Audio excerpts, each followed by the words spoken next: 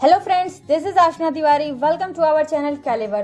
तो आज हम पढ़ने वाले हैं इंडिविजुअल डिफरेंसेस। ये आपकी क्लास 7th होने वाली है। ऑलरेडी आपकी जो क्लास 6th है वो इंडिविजुअल डिफरेंसेस के ऊपर है। उसी को आज हम कंटिन्यू करने वाले हैं, जिसमें हम कुछ इफेक्टिव पेडागोजिकल वेज को समझेंगे।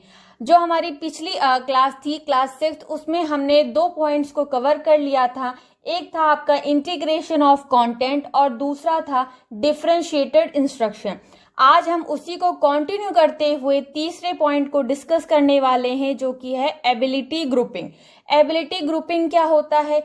पहली बात तो आप समझ लीजिए कि इफेक्टिव पेडागोजिकल वेज क्या होता है। मतलब कि कैसे, किन तरीकों से हमें बच्चों को पढ़ाना है, उनके साथ अच्छा व्यवहार करना है, उसी को हम एक एक पॉइंट करके डिस्कस कर रहे हैं। तो हमारा 2 पॉइंट ऑलरेडी कंप्लीट हो चुका था। ये आपका तीसरा पॉइंट है, that is ability grouping. Ability grouping का मतलब क्या है? ग्रुप। जब भी हम कोई एक्टिविटी करवाते हैं बच्चों से, तो हम क्या करते हैं बेसिकली कि उनका एक ग्रुप बना देते हैं छोटा सा। जैसे 4-5 बच्चों का ग्रुप बना दिया, जैसे 30 बच्चे हैं क्लास में, तो हम 4-4 बच्चों का क्या कर देते हैं, ग्रुप बना देते हैं। तो जो ग्रुप बनाते हैं वो 2 तरीके से हम बना सकते हैं। एक आपका है विद इन क्लास ग्रुपिंग कर सकते हैं, और दूसरा है आपका बिटवीन क्लास ग्रुपिंग। ठीक है ना? पहला क्या है? पहला है आपका विद इन क्लास ग्रुपिंग और दूसरा है बिटवीन क्लास ग्रुपिंग। अब इसका क्या मतलब होता है? विद इन क्लास ग्रुपिंग का मतलब है a teacher practice of putting student of similar ability. मतलब कि जो भी बच्चे सिमिलर एबिलिटी के हैं, उनको एक ग्रुप में, छोटे ग्रुप में उनको जो है रख देते हैं। और क्या करते हैं, जैसे हमें कोई रीडिंग करवानी है, बच्चों को हैबिट उनका बढ़ाना है, उसके बाद में उनकी कुछ मैथ्स प्रैक्टिस करना है, तो ये क्या हो गया, ये विद इन क्लास ग्रुपिंग है। मतलब जब सेम एबिलिटी वाले बच्चों को हम एक ग्रुप में रखते हैं, उसको हम विद इन क्लास ग्रुपिंग कहते हैं।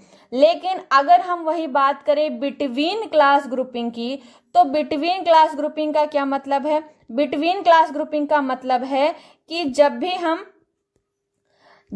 क्या करते हैं, जब भी हम उनके क्लासेस के बेस पर, उनके जो है कोर्सेज के बेस पर जो है चीजों, बच्चों को जो है डिवाइड कर देते हैं। जैसे उनकी जो भी क्लास है, उनका जो कोर्स है, या उनके सीक्वेंस के बेस पर, या उनके अचीवमेंट के बेस पर जब हम बच्चों का ग्रुप बनाते हैं, तो उसको कहते हैं बिटवीन क्लास ग्रुपिंग। ठीक है? एबिलिटी ग्रुपिंग में 2 चीजें आती हैं, विद इन क्लास ग्रुपिंग और बिटवीन क्लास ग्रुपिंग। ये आपको समझ में आ गया होगा। आई होप आप अच्छे से समझ रहे हो। तो हम चौथे पॉइंट को डिस्कस करते हैं, जो कि है lack of prejudice gender free perspective. इसका क्या मतलब हुआ? जो भी जेंडर फ्री पर्सपेक्टिव है, हमें वो अपनाना है। जेंडर फ्री बात करनी है, जो है बायसनेस नहीं दिखाना है अपनी बातों में, अपनी एक्टिविटीज में।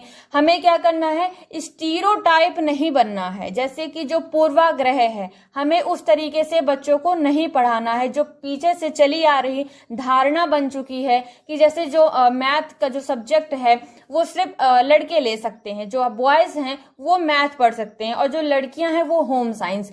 तो ये क्या है, ये हमारे अंदर एक माइंड सेट बन चुका है, या हम कहें बेसिकली ये एक स्टीरियोटाइप का काम करता है। ठीक है ना? तो हमें हमेशा जेंडर फ्री बातें करनी है। जेंडर रोल्स को ध्यान में रखते हुए हमें यूनिटी की बातें करनी है कि सब लड़कियां भी मैथ पढ़ सकती हैं, या वो भी स्पोर्ट्स में जा सकती हैं कहीं हद तक। ठीक है?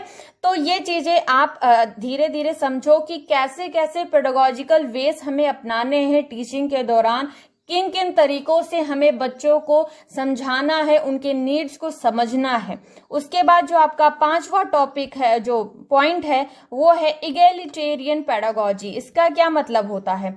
इगैलिटेरियन पेडागोजी का अर्थ है समतावादी शिक्षा शास्त्र। इसका मतलब होता है कि सारे बच्चों को, ठीक है, एक मतलब जितने भी बच्चे आपके क्लास में हैं, उन सबको क्या करना, इक्वल अपॉर्चुनिटी देना, ताकि वे खुद को एक्सप्रेस कर पाएं, वो अपनी बात को कह पाएं, उनके अंदर एक पार्टिसिपेशन की भावना आए, मोटिवेशन की भावना अंदर से आए।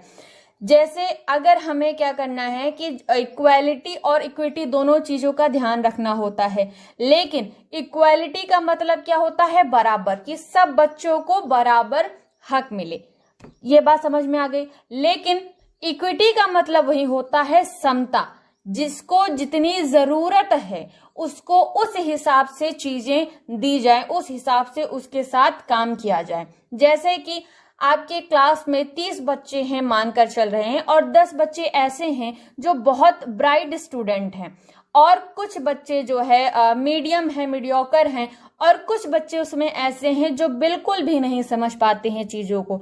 तो आपको क्या करना है, यहाँ पर आपकी जो इक्वालिटी है ये बिहेवियर में तो ठीक है, लेकिन जब आप कोई चीज समझा रहे हो, कोई चीज इंस्ट्रक्शंस दे रहे हो उनको, तो आपको इक्विटी ध्यान में रखना है। जैसे अगर आप जो ब्राइट स्टूडेंट हैं उनको आप थोड़ा सा ही समझा दोगे तो उनको चीजें समझ में आ जाएंगी, और लेकिन जो बच्चे मतलब ज्यादा अच्छे नहीं हैं, चीजों को ज्यादा अच्छी तरीके से एक्वायर नहीं कर पाते हैं, उनको जो है हमें ज्यादा टाइम देना होगा। ये कहलाता है इक्विटी। मतलब उन बच्चों को जब हम ज्यादा टाइम दें, जिसको ज्यादा जरूरत है उसको उतना हक मिले उसका, इसको कहते हैं इक्विटी। तभी हम कहते हैं जो इक्विटी होता है वो हमेशा इक्वालिटी के ऊपर होता है। ठीक है, equity is greater than equality. तो हमें ये बात ध्यान में रखना है कि बच्चों को अपॉर्चुनिटी दें ताकि वे खुद को एक्सप्रेस कर पाएं। ओके, तो हम आगे बढ़ते हैं जो कि एजुकेशनल इम्प्लीकेशंस के बारे में पढ़ते हैं। अब ये क्या होता है? एजुकेशन इम्प्लीकेशंस का मतलब होता है क्या क्या चीजें हम अपने एजुकेशन में, अपने शिक्षा में इम्प्लीमेंट कर सकते हैं, लागू कर सकते हैं। तो आपने जितना भी चैप्टर अभी तक कंप्लीट किया है, कवर किया है, वो सब आपने देखा है कि सब बच्चे के हित में बात करते हैं। मतलब जहां बच्चा ज्यादा एक्टिव है, जहां बच्चे के हक में जो है बातें होती हैं, वो चीज जो है बहुत ज्यादा जरूरी हो जाता है। तो सबसे पहले हम बात करते हैं जो है आपका एजुकेशनल इम्प्लीकेशंस। अब इसका क्या मतलब होता है ये तो आप सभी जान चुके हो। इसमें कुछ पॉइंट्स हैं, जैसे कि चाइल्ड सेंटर्ड, हमें बच्चों को बाल केंद्रित शिक्षा देनी है, उनको सेंटर में रखकर पढ़ाना है। मतलब कि जो है बाकी सारी चीजें पेरीफेरी पर हों, चाहे वो सिलेबस हो, उनका करिकुलम हो। जैसे बच्चा सेंटर में है, ठीक है, बच्चा कहाँ है? बच्चा सेंटर में है, और बाकी चीजें कहाँ पर हैं? पेरीफेरी पर हैं। ये चीज हमें ध्यान में रखना है। उसके अकॉर्डिंग एक्टिविटीज को प्लान करना है, सिलेबस को प्लान करना है। पहला पॉइंट हो गया। दूसरा पॉइंट है आपका वही पेडागोजी। मतलब हमें ऐसे शिक्षण शास्त्र सीखने चाहिए टीचर्स को, ताकि वो बच्चों को अच्छी अच्छी चीजें मतलब अलग अलग तरीके से चीजों को समझा पाएं। अलग अलग तरीके से, जैसे हम टीएलएम बना के लेके जाते हैं ना, जब हम बीएड बीटीसी वगैरह ये सब करते थे, तो क्या होता था, हम टीएलएम बना के लेके जाते हैं। जैसे कि जो भी लर्निंग मटेरियल होता है, तो उस तरीके से बच्चों को सिखाते हैं। तो ऐसे हम पेडागोजिकल स्ट्रैटेजीज को लेकर आए ताकि बच्चे समझ पाएं। फिर तीसरा है आपका फिजिकल डिफरेंसेस। फिजिकल डिफरेंसेस है, कॉग्निटिव डिफरेंसेस है। इसका मतलब क्या होता है? इसका मतलब ये होता है कि जो बच्चे हैं सबके अंदर फिजिकली डिफरेंसेस पाए जाते हैं। कॉग्निटिव लेवल पर, कॉग्निटिव स्तर पर वो डिफरेंट होते हैं, इमोशंस स्तर पर वो डिफरेंट होते हैं। तो इन चीजों का हमें ध्यान में रखना है। उसके बाद में हम बात करते हैं कोऑपरेटिव लर्निंग की। अब कोऑपरेटिव लर्निंग क्या होता है? कोऑपरेटिव लर्निंग जो है मतलब कि हम सबको साथ में लेकर लर्निंग करें, सबको साथ में लेकर शिक्षा दें, पढ़ाएं चीजों को। ठीक है, कोऑपरेटिंग मतलब साथ में, जैसे कोऑपरेटिव सोसाइटी होती है वैसे ही है कोऑपरेटिव लर्निंग। ठीक, फिर आपका जो नेक्स्ट पॉइंट है दैट इज कंड्यूसिव इन्वायरमेंट। ये बहुत बहुत बहुत ज्यादा इंपॉर्टेंट है, क्योंकि अगर बच्चों को अच्छा इन्वायरमेंट नहीं दिया जाएगा तो आप चाहे जितने अच्छे टीचर हो, और अब बच्चा चाहे जितना ही आईक्यू लेवल उसका अच्छा हो, वो सीख नहीं पाएगा। अगर इन्वायरमेंट अच्छा नहीं है बच्चों का, अगर रोज शोर शराबा होता रहता है, या वो चीजें मतलब लड़ाई झगड़ा होता रहता है, या उनको ऐसे पीसफुल माहौल नहीं मिल पाता है, तो क्या होगा? वो सीख नहीं पाएंगे। तो हमें सबसे ज्यादा जरूरी जो है फर्स्ट प्रायोरिटी जिस चीज को हम देते हैं वो तो है मोटिवेशन। मोटिवेशन के बाद जो दूसरा मतलब सेकंड प्रायोरिटी है वो है आपका इन्वॉल्वमेंट।